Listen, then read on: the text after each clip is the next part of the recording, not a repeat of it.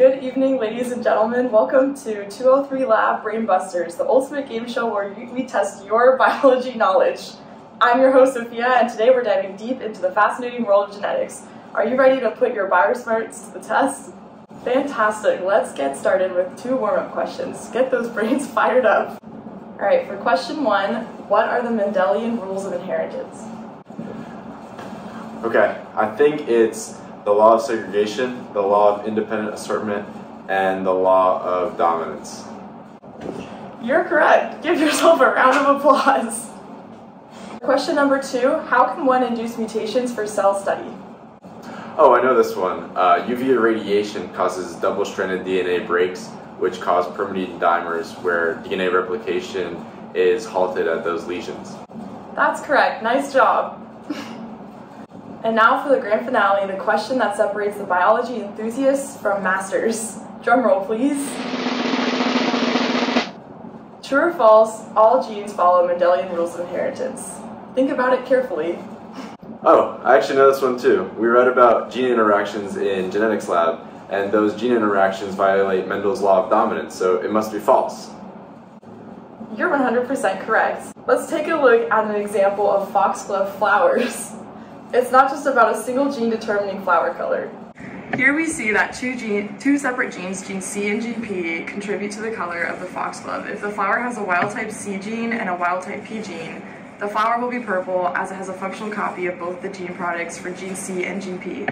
However, what is surprising is that a mutation in either C or P can cause the flower to be white, which indicates gene interaction.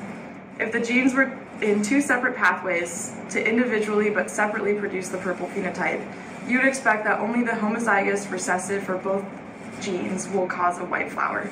In that instance, we would expect a 3-to-1 ratio of purple to white flowers. Yeah, but here in the image, I think I see a ratio of 9 purple flowers to 7 white flowers.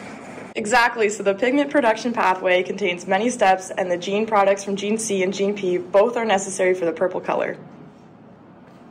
Oh, so it's like I said, Mendel's law of dominance is violated.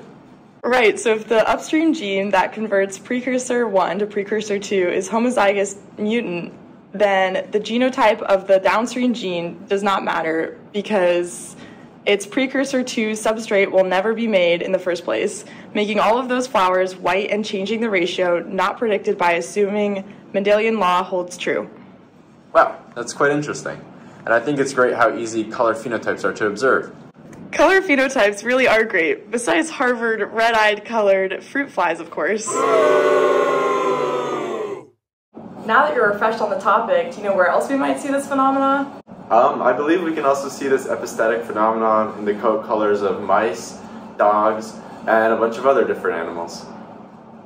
Here we see that the wild-type coat color, agouti, represented by big A, is dominant to solid-colored fur, represented by little a.